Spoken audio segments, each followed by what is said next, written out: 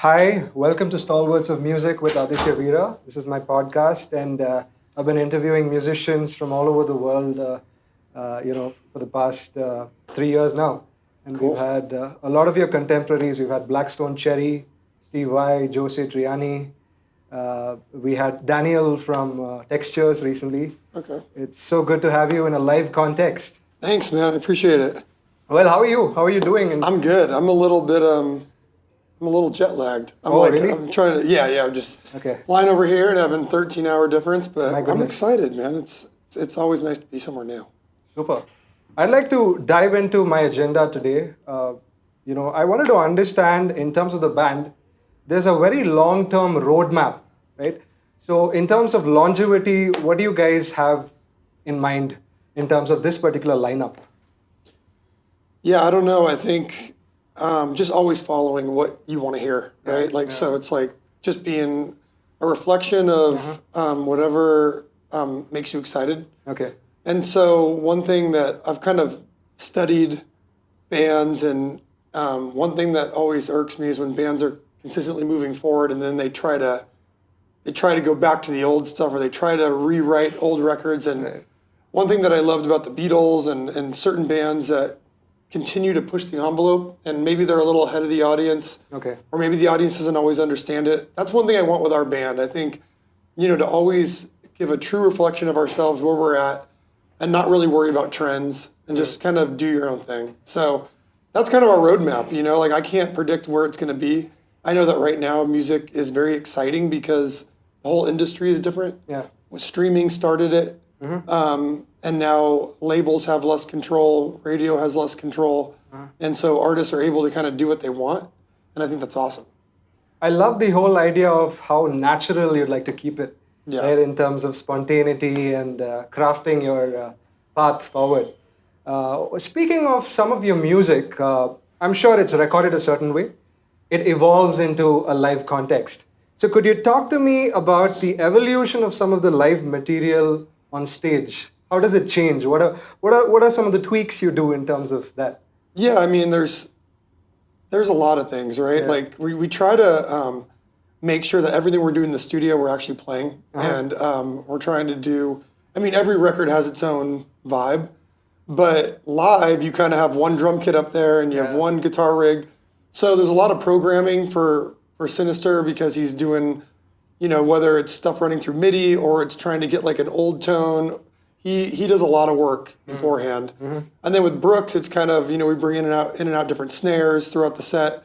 But really you kind of just got to work with your sound guy, let him know what you're trying to accomplish, and then you're kind of trying to find a set that kind of works together. Like, songs can't go from here to here and just be all over the place. So it really just comes down to feel and trying things out. Some things don't work. Okay. Some things do. But then when things work, you don't want to do that too much, because, everyone sees bands where you can predict the set list and they come through, and every time they come through, it's the same songs. And so you kind of got to really just mess with it and hope that you can make things gel. So, I don't know. We just go out there and it just is what it is, right? You got to keep, at some point, you got to either keep some punk rock, aesthetic to it, where you just got to go out there and do it, and it's not that big of a deal. In terms of performance, I'm sure you have evolved as a performer on stage. The things that you do in terms of movement, there are a lot of aspects to it, right? So could you take me through, at this point, what has been the evolution of M.Shadows, in terms of the performer he is today? Yeah, I think when you're younger, you're just trying to kind of emulate people that you grew up listening to. Okay. And then as you get older, from the things that you wear on stage to what you talk about, there's all these things when you're older that kind of annoy you. And like one thing that annoys me about bands is when they say the same thing every night. You know, you go see them for 4 shows and they're saying the same thing on a dime. Yeah. And so just finding things that you don't like and doing the opposite. Trying not to, you know, a lot of bands age gracefully, a lot of bands don't. Trying to really like be human about it and like, this is really who we are at this point in time. So that's kind of the evolution, is kind of just being super aware of things you like and things you don't like, and then trying to stay away from the things you don't like. Well, would you call yourself a musician who goes by the cerebral idea, or someone who does it by pure emotion? I think it's pure emotion. I think whoever you see up there is who we are, and it's a reflection of us. And it's really hard for us to go up there if we're not having a good time.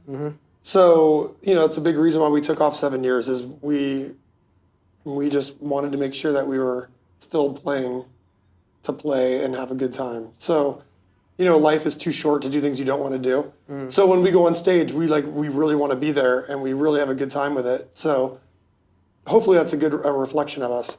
But if things are going wrong, then definitely we're not very good at hiding that. So, you know, it's just, show is a show. You know, we want to keep it as far away from a Broadway thing, or as far away from like a set thing. We just want it to be a pure emotion, pure reflection of us. That's a great trait, man. I mean, I love the fact that you guys keep things so natural and you guys are real. Yeah, thanks, man. Yeah, that is a great trait. Yeah. I mean, we started this band in my mom's garage because we liked punk rock and hardcore and heavy metal, and at some point you can't lose that. That is what it is, right? You're just 5 friends, and you play music, and that's it. Well, it is indeed a very mercurial journey. You're all the way in Bangalore, playing at one of the most iconic festivals, Bandland, tomorrow, day after.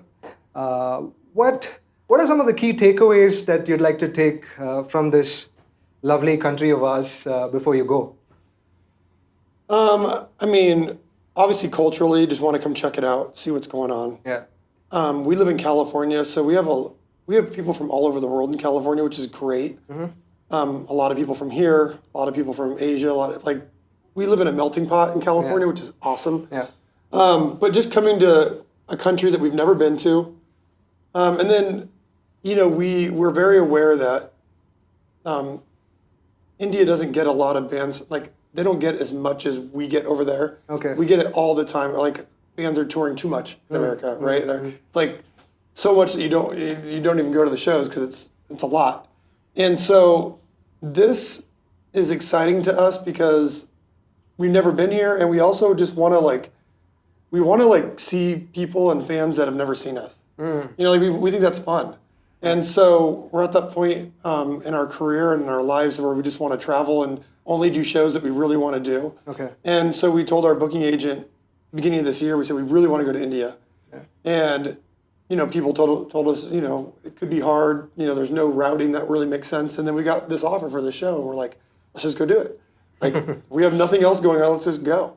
So we're flying here for the weekend. And so that's exciting to us to be able to do things and have the ability to kind of just go do a one-off show in India randomly, which is awesome. So we're looking to, you know, honestly, we're looking to kind of plant a flag here, and hopefully we can come back a lot. Yeah, we would love that. Yeah. Let's talk about your all-new release. In terms of that, what are some of the overarching themes that guided your process, and how is it different from, you know, rest of your work in the past? Yeah, I mean, Life is But a Dream is it's an existential crisis. You know, it's the fact that the universe is chaotic, and that none of us have any control, and we're headed dead on with Father Time, and we're not going to be here for that long. And so the idea is sort of, when you look out into that dark void, you know, like, what are you going to do with this little piece of time that you have? And there's different ways to look at it. And so Life is But a Dream is really just it's a journey through the light and the dark of life. when you take one step back to the stage, that was more of a, that was talking about things that we're going through now, which was a lot of artificial intelligence, Yeah. Nanotechnology, talking about Fermi paradox, exist, Big Bang, all these things where, the way I look at it is the stage is us looking up, and then Life is But a Dream is us looking inward. And then everything before, it's those records are so far removed from like the headspace, but they all had a certain vibe and a certain thing that meant a lot. But it was the last two records that we really honed in on sort of a theme. Okay. So, yeah. Well, you spoke about existential crisis. I'd like to know more about your take on mortality. Yeah, I mean, it's a pretty nihilistic take. It's pretty, I find beauty in the fact that we don't know what the hell is going on. The fact that I know that I don't have a lot of time here. Yeah. Every show is special. Every song is special. Our kids, our family, just the time. It's fleeting. So yeah, for me, mortality is just, it doesn't make me excited that every single year is getting closer to that sort of inevitability, but it makes me like live harder every day. So Okay. so I think it can come off as very negative, nihilistic, but I found a way to make it positive for myself. Amazing. If we had to take something like spirituality, how does spirituality guide your life as a musician? Yeah, so I'm a very pragmatic, my wife gets so mad at me because she's very spiritual, and I don't really believe in much. I believe that the universe is recycling us and we are the universe. Yeah. And then the universe, obviously everything we're made of, nothing is special outside the universe. This is just sort of the universe's way of observing itself. Yeah. People call that spiritual. I don't believe in anything beyond that. I believe that we just kind of keep recycling and that we're all one. It's very Buddhist in a way, right? Like you're once the wave realizes it's just a part of the ocean.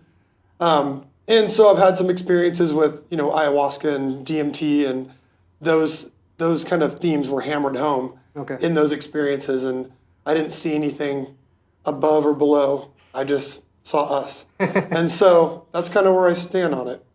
You're also a prolific songwriter. I'd like to know the distance you've traveled as a songwriter till this very day. You have also contributed in some of Slash's work in terms of his music.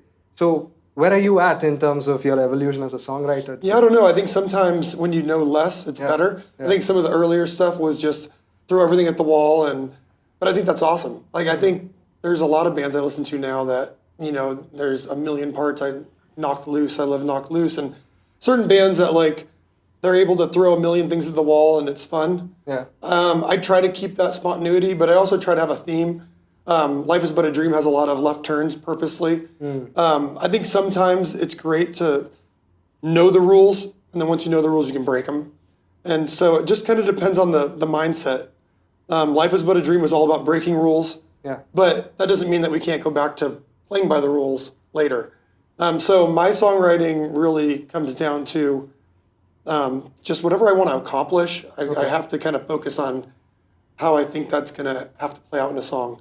I really don't enjoy or have much, it's not respect, it's not the wrong word, but when like 10 people get around and they all sit together to write a song and they're like, what's the chorus? What's the verse? And there's a lot of that goes on in the music industry. It's just not, I like to hear what someone has inside them, and you don't write a song like Dark Side of the Moon or The Wall or any of those records by having a full, art by committee.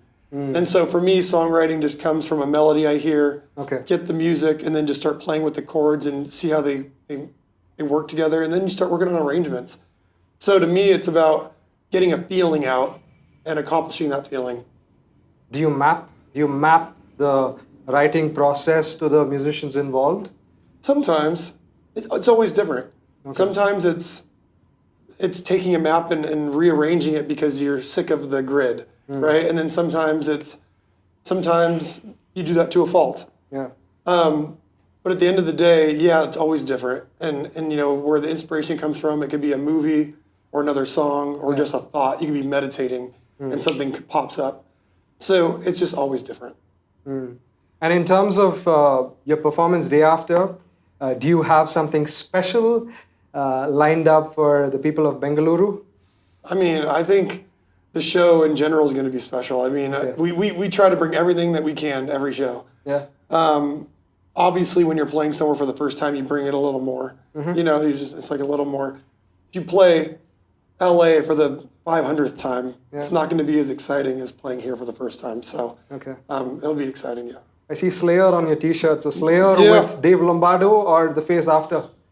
I love Dave Lombardo, but I do love this record. This record had Paul Bostaff on it. And great drummers all around. I mean, amazing. But Dave Lombardo's just a legend, right? I mean, like everything he plays in, he's playing in Mr. Bungle right now, and he's killing it. And so love it. Super. I have one last question for today. Down in the distant horizon, what would you like to be remembered as? Oh, I don't care about any of that. I saw Mike Tyson answer that recently. It was the greatest answer. He was like, this little girl was asking him that, and he just, like, I'm nothing, nothing matters. Like, it was the funniest because it's like he was totally talking, this girl had no clue what he was talking about. But I do live by that sort of, I mean, once you're dead, you're dead. It doesn't matter. I mean, you do want to inspire people. Like, I have a lot of pride in being a good dad. Okay. I love my kids. I want to be a good family person for my family. Yeah. And then if the music can inspire people, cool. But at the end of the day, it's not about the songs. It's kind of like the attitude. And I think the attitude for musicians should always be to be free and to just be your freest self. And if you can do that, then you're gonna connect with someone else in society. You might be able to help them. Okay. And they might be able to be free and show their art. And I think that's why art is so important, just to be free. Super. That brings us an end to this wonderful conversation. Thank you so much. I hope you enjoyed being on Stalwarts of Music. Hell yeah, it's going to be great.